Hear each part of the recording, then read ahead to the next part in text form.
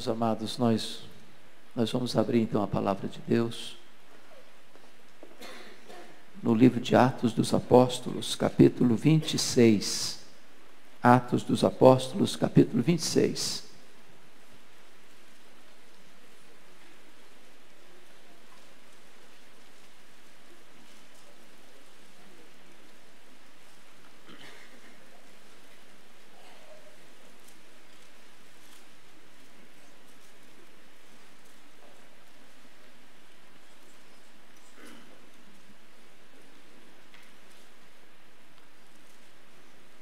Nós vamos ler até o versículo 29.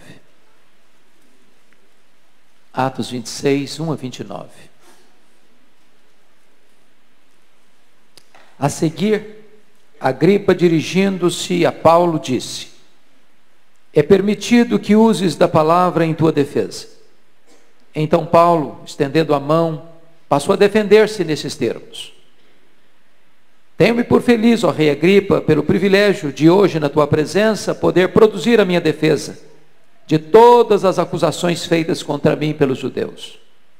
Mormente porque és versado em todos os costumes e questões que há entre os judeus. Por isso, eu te peço que me ouças com paciência. Quanto à minha vida, desde a mocidade, como decorreu desde o princípio entre o meu povo e em Jerusalém, todos os judeus a conhecem. Pois, na verdade, eu era conhecido deles desde o princípio, se assim o quiserem testemunhar, porque vivi fariseu conforme a seita mais severa da nossa religião. E agora estou sendo julgado por causa da esperança da promessa que por Deus foi feita a nossos pais, a qual as nossas 12 tribos, servindo a Deus fervorosamente de dia e de noite, almejam alcançar. É no tocante a essa esperança, ao rei, que eu sou acusado pelos judeus. Porque se julga incrível entre vós que Deus ressuscite os mortos? Porque se julga incrível entre vós que Deus ressuscite os mortos? Na verdade, a mim me parecia que muitas coisas devia eu praticar contra o nome de Jesus o Nazareno. E assim procedi em Jerusalém, havendo eu recebido a autorização dos principais sacerdotes, encerrei muitos dos santos nas prisões, e contra estes dava o meu voto quando os matavam. Muitas vezes os castiguei por todas as sinagogas, obrigando-os até a blasfemar, e demasiadamente enfurecido contra eles, mesmo por cidades estranhas, os perseguia. Com estes intuitos parti para Damasco, levando a autorização dos principais sacerdotes, e por eles comissionado. Ao meio-dia, ó rei, indo eu o caminho fora, vi uma luz do céu, mais resplandecente que o sol, que brilhou ao redor de mim e dos que iam comigo.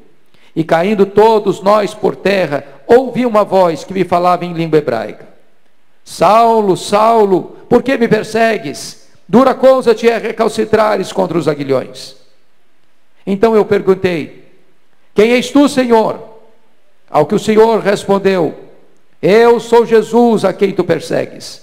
Mas levanta-te, firma-te sobre os teus pés, porque por isso te apareci, para te constituir ministro e testemunha, tanto das coisas em que me viste, como daquelas pelas quais te aparecerei ainda, livrando-te do povo e dos gentios, para os quais eu te envio, para lhes abrires os olhos e os converteres das trevas para a luz, e da potestade de Satanás para Deus, a fim de que recebam eles remissão de pecados, e herança entre os que são santificados pela fé em mim. Pelo que, ó rei Agripa, não fui desobediente à visão celestial, mas anunciei primeiramente aos de Damasco e em Jerusalém por toda a região da Judeia, e aos gentios que se arrependessem e se convertessem a Deus, praticando obras dignas de arrependimento. Por causa disto, alguns judeus me prenderam, estando eu no templo, e tentaram matar-me. Mas alcançando o socorro de Deus, permaneço até o dia de hoje, dando testemunho, tanto a pequenos como a grandes, nada dizendo, senão o que os profetas e Moisés disseram haver de acontecer. Isto é, que o Cristo devia padecer, sendo o primeiro da ressurreição dos mortos, anunciaria a luz ao povo e aos gentios. Dizendo ele essas palavras em sua defesa, Festo o interrompeu em alta voz: estás louco, Paulo? As muitas letras te fazem delirar. Paulo, porém, respondeu: não estou louco, ó excelentíssimo Festo. Pelo contrário, digo palavras de verdade e de bom senso. porque tudo isso é do conhecimento do rei, a quem me dirijo com franqueza, pois estou persuadido de que nenhuma dessas coisas lhe é oculta, porquanto nada se passou em algum lugar escondido. Acreditas, ó rei Agripa, nos profetas? Bem sei que acreditas. Então Agripa se dirigiu a Paulo e disse: por pouco me persuades a me fazer cristão. Paulo respondeu: assim Deus permitisse que por pouco ou por muito, não apenas tu, ó rei, porém todos quantos hoje me ouvem se tornassem tais quais eu sou, exceto estas cadeias. Você pode repetir o verso 28 comigo? Então Agripa se dirigiu a Paulo e disse: por pouco me persuades a me fazer cristão.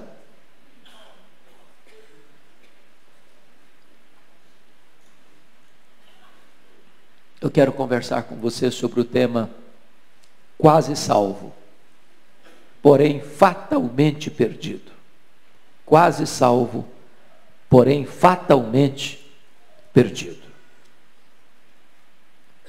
Nós estamos diante de um dos maiores gigantes da história. Nós estamos diante do maior paladino do Evangelho, do grande bandeirante do cristianismo. O homem de mente peregrina, o homem de cultura invulgar, o homem de personalidade prismática, o campeão na história da igreja em plantio de igrejas, o incansável ganhador de almas. Estamos diante do apóstolo Paulo. Desde a sua conversão, ele enfrentou lutas, muitas lutas. Suportou cadeias, sofreu açoites, foi perseguido, foi açoitado com varas, foi preso, enfrentou naufrágios, trazia no corpo as marcas do Senhor Jesus, foi fuzilado pela fúria do inferno, foi atacado por todas as frentes e torpedeado pelos dardos mais inflamados do maligno. Este homem sofreu fome, sofreu sede, sofreu injustiça as mais severas das mãos dos homens. Para pregar o Evangelho, ele atravessou províncias, rompeu fronteiras, marchou por estradas, cruzou desertos, navegou mares encapelados, percorreu cidades, campos, vilas, desertos, entrou nos templos, nas sinagogas, falou nas praças, nas ilhas, na praia, nas escolas, nas prisões, nos régios salões das altas cortes, pregando o Evangelho a escravos e a livres, a reis e a vassalos, a grandes e a pequenos, a sábios e a ignorantes, a multidões e a solitários, sempre falando com intenso fervor e ardor, com saúde ou com doença, preso ou em liberdade, na cadeia ou nas praças, acolhido ou escorraçado, aplaudido ou apedrejado, amado ou odiado, na pobreza ou na fartura, pregando o Evangelho. Ele fez 3 viagens missionárias: província da Galácia, província da Macedônia, província da Acaia, província da Ásia Menor, plantando igrejas, levando a Cristo centenas, milhares de pessoas.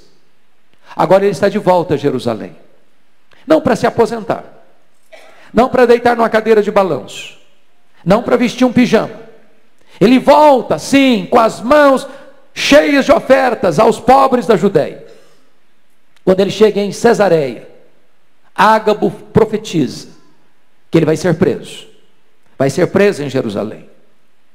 Os discípulos tentam demovê-lo, mas corajosamente ele diz para eles: o que vocês estão fazendo comigo? Eu estou pronto não só a ser preso, eu estou pronto a morrer pelo nome de Jesus. E ele foi para Jerusalém, e ele foi preso. Conspiraram contra ele, armaram ciladas contra ele, resolveram matá-lo, fizeram juras e voto de que o matariam. Por providência de Deus, a trama é descoberta. E Paulo é transferido para Cesareia Marítima. Ali ele é acusado durante 2 anos. O inferno vomitou contra ele toda a sua fúria. O diabo arregimentou contra ele toda a sua corja. E diante da frouxidão de Festo, prestes a entregá-lo nas mãos do Sinédrio, que armava uma orquestração contra ele para matá-lo, diz a Bíblia que Paulo decide, como cidadão romano, que quer ser julgado diante de César. E é nesse momento então, que lá em Cesareia, Festo recebe a visita do rei Agripa, acompanhado de Berenice, sua mulher. E diz a Bíblia que é nesse ínterim dessa visita que Paulo é chamado para dar o seu testemunho diante do rei Agripa.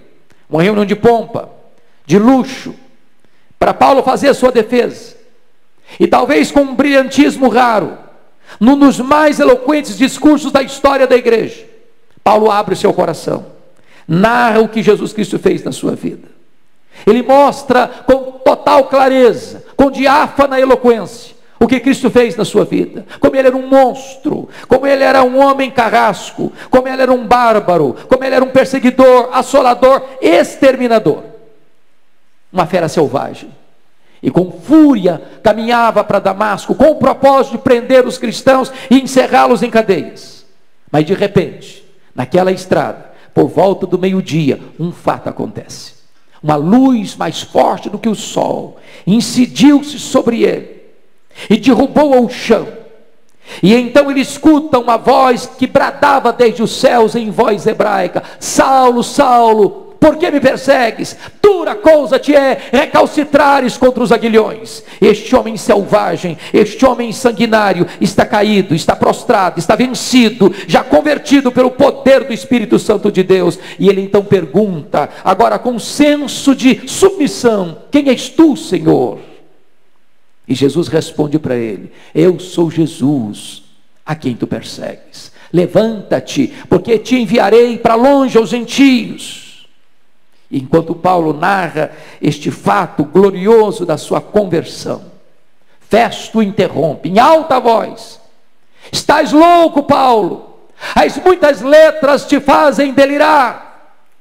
E Paulo responde: eu não estou louco, excelentíssimo Festo, ao contrário, falo palavras de verdade e bom senso, porque o que eu estou comentando aqui não passou aí escondido em algum canto, isto é fato notório e testemunhado por todos. E Paulo deixa Festo de lado, dirige-se ao rei Agripa e pergunta para ele, encurralando-o nas cercas da sua consciência: acreditas, ó rei Agripa, nos profetas? Sem que o rei tivesse fôlego para pensar, ele diz: bem sei que acreditas.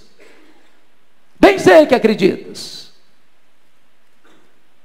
Então o rei Agripa, tentando tergiversar, tentando buscar um atalho da conveniência, tentando não levar a sério esta verdade que o confrontava, tentando driblar a sua própria consciência, responde para Paulo: por pouco me persuades a fazer um cristão. Por pouco me persuades a me tornar um cristão.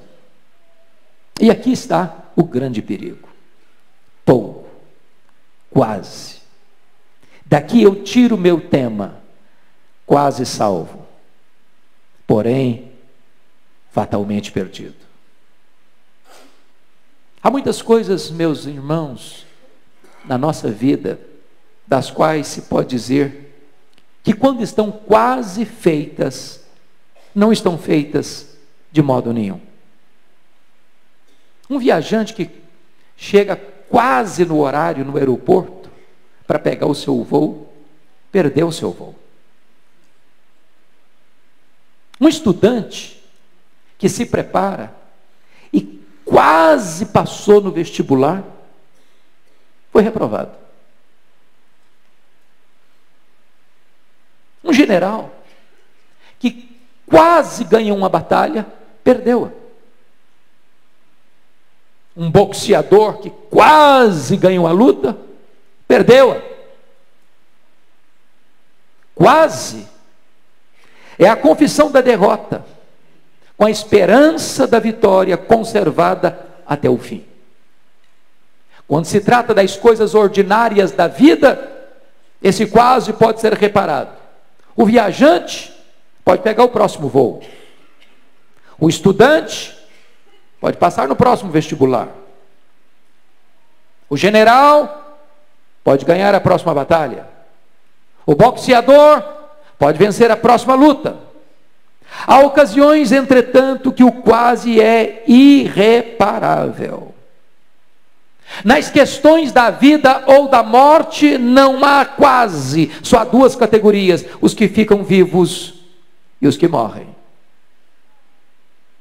Um cirurgião famoso, que está escalado para fazer uma das mais delicadas cirurgias de um personagem tão conhecido na história. A imprensa divulga que a cirurgia vai acontecer no dia tal, no horário tal, no hospital tal. E no outro dia estampa-se nos jornais: a cirurgia foi quase bem sucedida. O paciente morreu. No dia 31 de dezembro de 1989, o barco Batomushi, na Baía da Guanabara, estava cheio de gente, alguns atores, atrizes, pessoas da sociedade, para assistir o grande espetáculo dos fogos multicoloridos da virada de ano, naquele lugar tão conhecido no Brasil e no mundo. Mas eis que aquele barco começa a naufragar. O desespero, o pânico toma conta de todos. Barcos salva-vidas foram chamados para prestar socorro. Entretanto, muitas daquelas pessoas que estavam ali pereceram. Os barcos salva-vidas chegaram quase na hora, mas chegaram tarde demais. 17 de junho de 2007, voo 3054 da TAM, sai de Porto Alegre, com destino a Congonhas. É uma tarde chuvosa, e havia dentro daquele avião 181 passageiros. Havia dentro daquele avião 6 tripulantes. O destino deles era Congonhas, era São Paulo. O avião chega a aterrissar. As rodas tocam o solo. Mas aquele avião não para. Celeremente avança, para daqui a pouco vir uma bola de fogo e aí matar as 12 pessoas no solo. 199 mortos. Pessoas que estavam humanamente seguras e salvas. Apenas quase salvas, porém totalmente mortas. No dia 5 de setembro de 1870, 11 alpinistas foram escalar o Monte Branco em Chamonix, no interior da França. A noite trevosa se aproxima e ao mesmo tempo uma grande nevasca. E aqueles alpinistas perturbados, transidos de frio, enregelados, não conseguiram tomar o caminho de volta para casa. Nesse desespero, eles caem numa fenda de gelo e perecem um após o outro. Dias depois, o corpo de bombeiro, procurando aqueles alpinistas perdidos naquela montanha gelada, descobriram seus corpos congelados. Descobriram mais. Se eles tivessem dado 5 passos para frente, eles teriam encontrado inevitavelmente o caminho de volta para casa. Tão perto da vida e morrerem. Tão perto da salvação e perecerem. Quase salvos, porém fatalmente perdidos. Pode ser que para você que veio aqui nesta noite, não falte para você quase nada para você ser salvo. Quase nada para você se tornar um filho de Deus.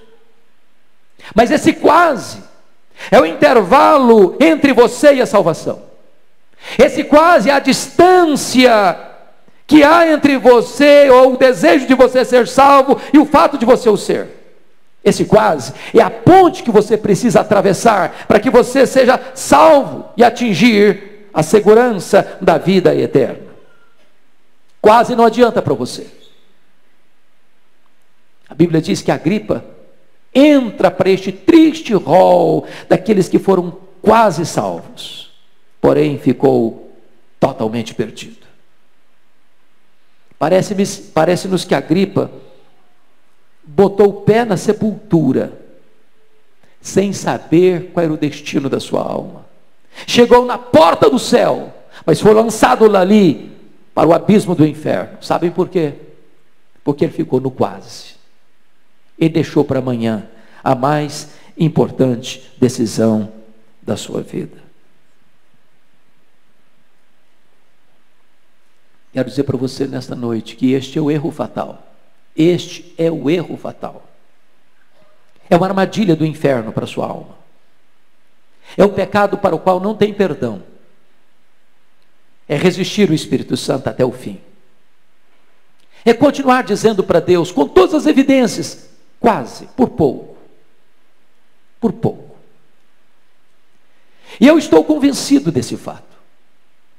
É muito provável que dentro desse auditório, nenhuma pessoa que entrou aqui tenha dúvidas de que há salvação somente em Jesus. Eu acredito que nenhuma pessoa que entrou aqui hoje duvide disso, descreia disso. A pergunta é: você ficará apenas nessa informação? Você se contentará apenas em conhecer essas verdades? Você pensa que este alicerce é suficientemente seguro para manter você de pé diante do tribunal de Deus? Agripa ficou no quase. E aqui está o seu maior risco e maior perigo. Conta-se, e é uma lenda obviamente, que houve uma assembleia no inferno.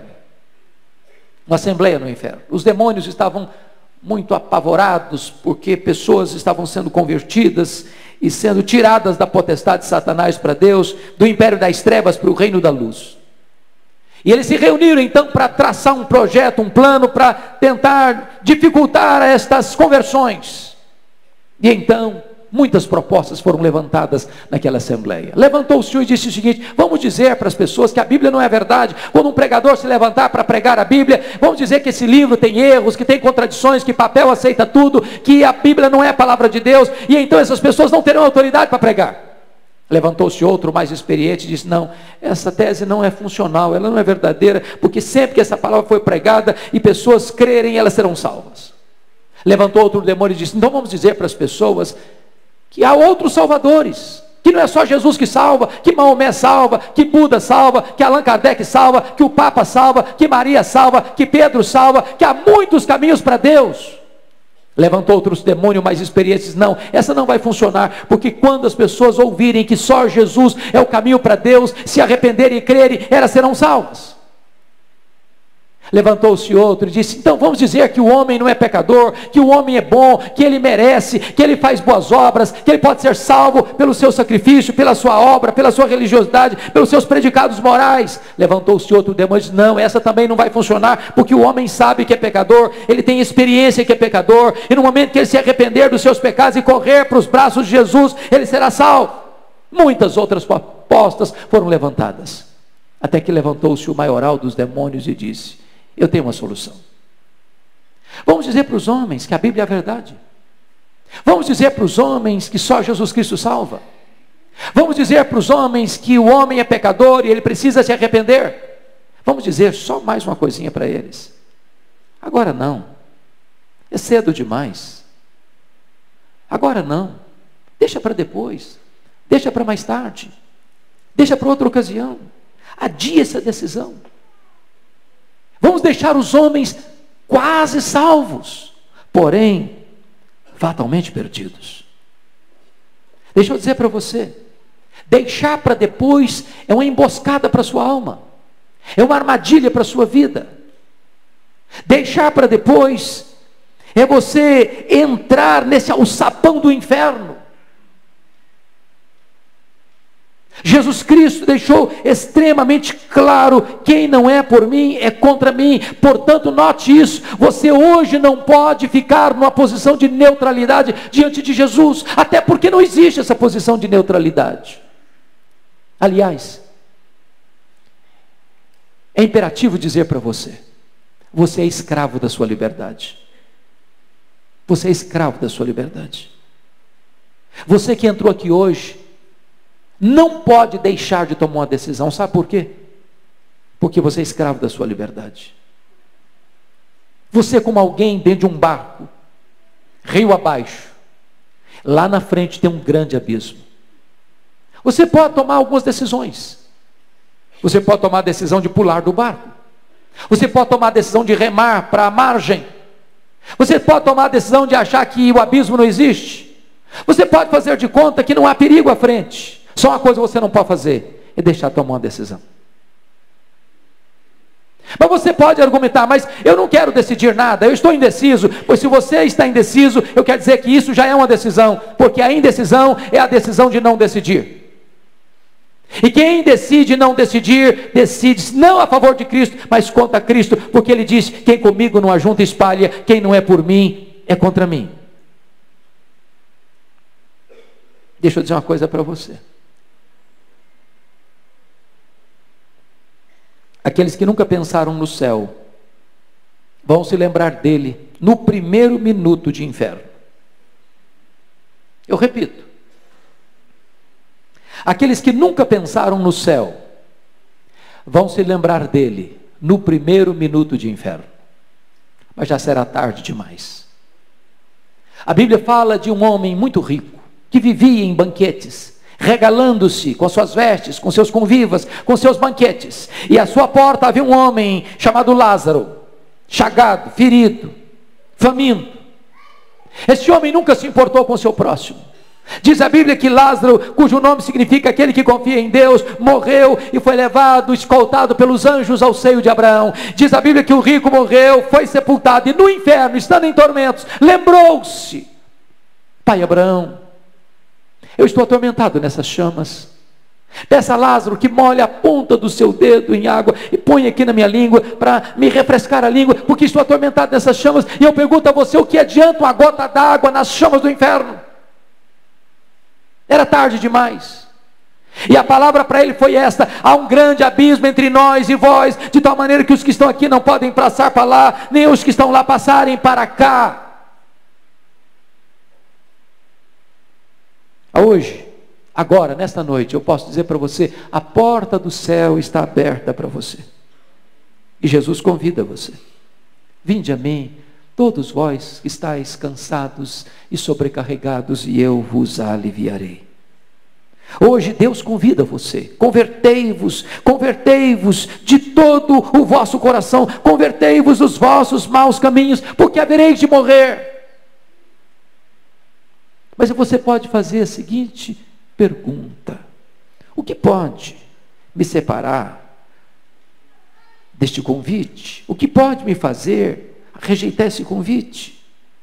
Que razões me levam a deixar para depois? Que fatores me levam a ficar apenas no quase? Primeiro, tem muita gente que deixa para a última hora, ou fica no quase, por causa do amor do dinheiro. Amor do dinheiro. Tem gente que já vendeu sua alma para o diabo por causa de dinheiro. Tem gente que já negociou os princípios e valores absolutos da sua consciência por causa do lucro fácil, ilícito. Tem muitas pessoas que por causa do dinheiro mentem, roubam, corrompem, oprimem, matam, morrem. Tem muitas pessoas que pensam que se elas tiverem dinheiro, elas estarão seguras, mas o dinheiro, embora bom em si, ele pode dar para você uma boa casa, mas não pode dar para você um lar. Ele pode dar para você uma bonita roupa, mas não pode dar para você saúde. Ele pode dar para você bom alimento, mas não dá para você apetite. Ele pode dar para você um rico funeral, mas não dá para você a vida eterna. Foi Jesus Cristo quem disse a um homem que disse para a sua alma: agora, ó minha alma, come, bebe, regala-te por longos anos. E Jesus Cristo disse: louco, o que tens preparado para quem será? Esta noite te pedirão a tua alma. O que está afastando você de tomar essa decisão? Segundo lugar, amor ao mundo. Oh, irmãos, tem tantas pessoas que estão flertando com o mundo, apaixonadas pelo mundo, pelo glamour do mundo, pelos prazeres do mundo, pelos prazeres da vida. Elas acham que se crerem em Jesus, se entregarem sua vida para Jesus, a vida vai ser massacrante, a vida vai ser enjoada, a vida vai ser árida, a vida vai ser sem graça, a vida não vai ter prazer, e elas pensam que o prazer está no pecado, que o prazer está nos banquetes do mundo, e elas então oferecem ao coração delas para satisfazer-se nesses banquetes, mas rejeitam o banquete da graça de Deus.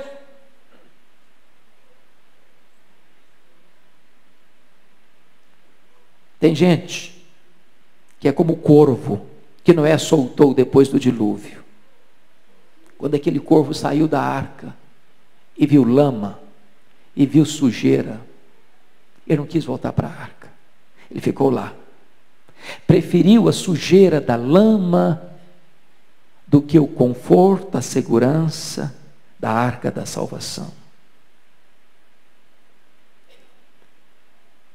Há muitas pessoas que são amigos do Evangelho, gostam do Evangelho, até vêm à igreja, até gostam de cantar as músicas, até gostam de participar das atividades da igreja, mas nunca romperam com o mundo, nunca romperam com o pecado, nunca cindiram definitivamente com aquilo que os prende umbilicalmente ao mundo, gostam das coisas do mundo mais do que das coisas de Deus, ficam no quase, estão quase salvas, porém fatalmente perdidas. O que é que está afastando você de tomar essa decisão? Outras pessoas deixam de tomar essa decisão por causa das amizades.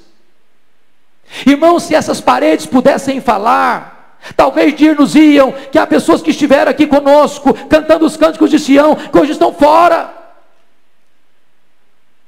Talvez qualquer um de nós aqui pode relatar de pessoas que já participaram conosco, cantando os cânticos de Sião, assentados ao redor da mesa do Senhor, e que hoje saíram, e que hoje fugiram, influenciados por mais amizades, e se perderam no mundo. Quem de nós não conhece a história de Elvis Presley? O famoso,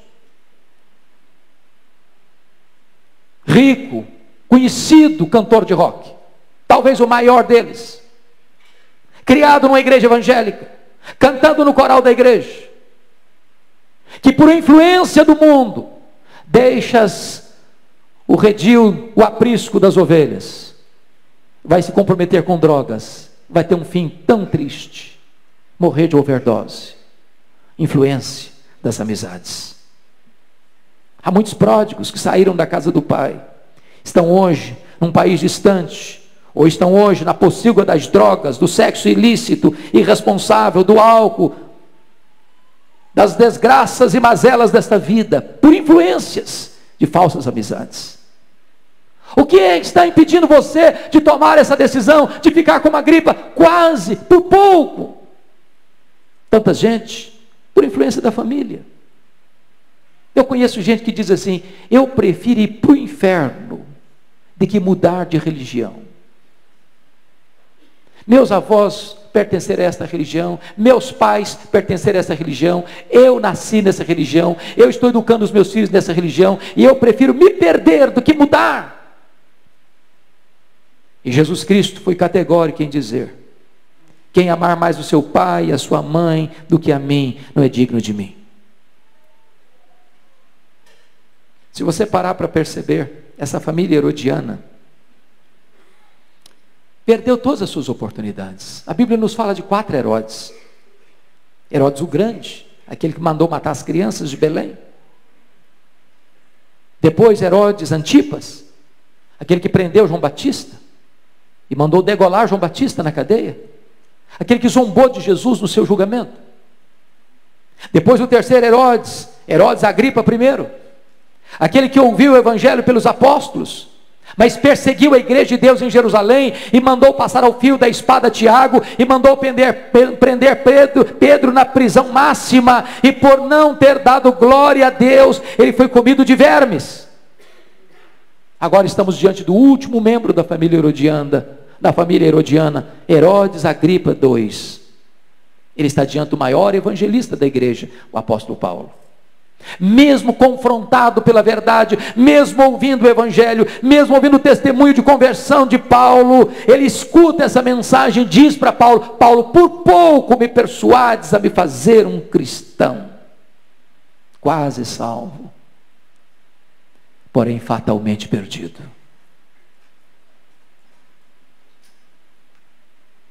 Eu quero dizer para você nesta noite que hoje é o dia da sua salvação. Hoje Jesus está aqui. Hoje você está diante de uma decisão inevitável, urgente. Talvez como aqueles 2 ladrões que estavam crucificados diante de Jesus. Ambos devedores, ambos perdidos, ambos condenados. Você e eu não somos melhores do que aqueles homens. Somos pecadores, carecemos da graça de Deus. Um deles aproveitou sua última oportunidade, temeu a Deus, reconheceu o seu pecado e, arrependido, buscou a Jesus e foi salvo. O outro rejeitou sua última oportunidade na última hora, estava perto de Cristo, mas pereceu. Orou, mas perdeu-se, quis ser salvo do seu jeito e foi para o inferno. E você? O que você vai fazer? Que decisão você vai tomar? Ficar no quase? Eu quero terminar contando para você uma história que me marcou muito. De um homem que foi contratado para cuidar de uma ponte. Sua única função era cuidar daquela ponte, porque era estratégica, num lugar perigoso, onde passava todos os dias o trem lotado de passageiros, de manhã e à tarde. Um certo dia, aquele homem descuidadamente deixou o seu posto de trabalho e foi jogar baralho com seus amigos. E, envolvido no jogo, não percebeu que se formava uma grande tempestade no horizonte. Descuidado da sua atividade, da sua responsabilidade, continuou no jogo enquanto caía uma chuva torrencial. As enxurradas desciam das encostas, engrossavam as águas dos córregos que desaguavam no rio. Por sobre ele estava aquela ponte. E a enchente foi se avolumando, o rio foi ganhando volume, e de repente as águas violentas, furiosas, arrancaram aquele pontilhão. E o homem intertido no jogo.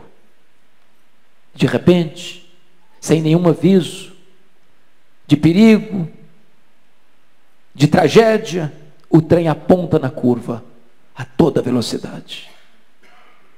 Daqui a pouquinho, um barulho, um acidente, uma catástrofe, ferro retorcido, centenas de pessoas mortas, feridas, ensanguentadas.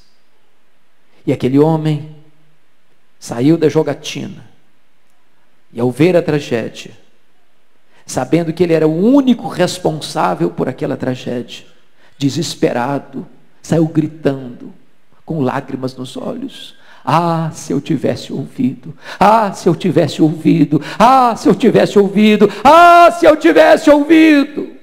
Era tarde demais, tarde demais, tarde demais.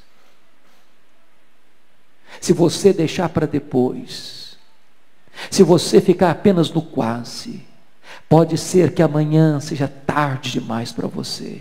Pode ser que amanhã você vai estar perante o tribunal reto e justo de Deus, sem estar com vestes alvas, sem estar lavado no sangue do Cordeiro, sem estar plenamente arrependido, sem estar plenamente perdoado, e você vai chorar e gritar: ah, se eu tivesse ouvido, ah, se eu tivesse ouvido, ah, se eu tivesse ouvido. Mas então será tarde demais, eternamente tarde demais, quase salvo, porém fatalmente perdido. O que você vai fazer com o destino da sua alma? Curva sua fronte, por favor. Vamos orar.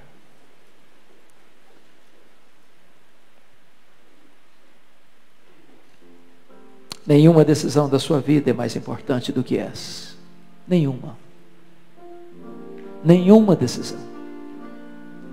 Essa é a mais urgente, necessária decisão da sua vida. Você pode ganhar o mundo inteiro, se você perder sua alma, de nada valeu. Você pode pertencer à família mais famosa, mais conhecida, mais honrada dessa cidade. Se você não se converter, se você não nascer de novo, se você não se render a Jesus Cristo, nada disso vai valer. Você pode ter fama, sucesso, você pode ter uma brilhante carreira profissional, você pode ter sucesso na sua vida afetiva, você pode ter construído uma família maravilhosa, você pode ser amado na sua família, mas se você não for salvo, nada disso lhe aproveitará. Hoje é o dia da sua decisão. Hoje é o dia. Amanhã pode ser tarde demais. Se hoje você ouvir a voz de Deus, não endureça o seu coração, porque o amanhã você não administra. Você não sabe se Deus vai preservar a sua vida, e você não sabe se Deus lhe dará uma outra chance, você não sabe se você terá um novo tempo para você ouvir a voz de Deus. Por isso a Bíblia diz: se hoje você ouvir a voz de Deus, não endureça o seu coração. Eu quero orar por você. E se você deseja tomar essa decisão, é aí no silêncio do seu coração, porque essa é uma decisão pessoal, intransferível. Só você, seu pai, sua mãe, seu marido, sua mulher, seus filhos não podem tomar essa decisão por você. Ela é sua, somente sua. Então nesse momento, fale para Deus, ore comigo assim: ó Deus, eu ouvi nesta noite a tua palavra, e eu reconheço que eu sou um pecador, e eu reconheço que só há salvação em Jesus Cristo. E eu reconheço que hoje é o dia da salvação. Eu não quero ficar como a Agripa, dizendo quase, quase, quase. Hoje, Senhor, hoje eu quero tomar a minha decisão. Por amor do teu nome, muda a minha vida. Dá-me um novo coração. Dá-me o arrependimento verdadeiro, genuíno. Dá-me a fé salvadora. Muda a minha vida, transforma o meu coração, liberta-me dos meus pecados. Hoje, meu Deus, eu quero te pertencer, ser o teu filho, ser tua ovelha, fazer parte da tua família, ter o meu nome no livro da vida e ter em mim o selo do Espírito Santo. Eu quero fazer parte da tua igreja, eu quero estar na tua presença para reinar contigo para sempre e sempre e sempre. Ajuda-me, Senhor. Eis-me aqui, recebe-me, transforma-me, liberta-me, perdoa-me, salva-me, em nome de Jesus, em nome de Jesus, amém. Enquanto a igreja está orando em seu favor, eu gostaria de saber se alguém fez esta oração comigo com sinceridade, que levantasse uma das suas mãos. Eu quero dar graças a Deus pela sua vida. Alguém na galeria? Amém. Mais alguém na galeria? Amém. Mais alguém na galeria? Amém. Aqui embaixo, alguém? Amém. Mais alguém? Mais alguém? Amém. Amém. Amém. Mais alguém? Mais alguém? Nós vamos orar, dar graças a Deus pela sua vida. Onde você está, fique em pé. Eu quero orar por você neste momento. Pode ficar em pé onde você está. Eu vou orar por você neste momento. Graças a Deus. Ah, Senhor, glória ao teu nome, porque tu és o Deus da salvação. Glória ao teu nome, porque a tua palavra foi anunciada nesta casa, e a tua palavra é viva e poderosa. Agora toma estas vidas em tuas mãos, cobre-as com o sangue de Cristo Jesus, dá a elas o teu perdão, dá a elas a alegria da salvação, dá a elas a certeza da vida eterna, dá a elas, meu Deus, a experiência gloriosa de um novo nascimento, para que elas possam pertencer à tua família, ao teu rebanho, e receberem de ti, Deus, a alegria e a segurança de que estão nos teus braços, e dos teus braços ninguém pode arrancá-las. Glória ao teu nome, por tão grande salvação. Louvado seja o teu nome, em nome de Jesus. Amém. Amém.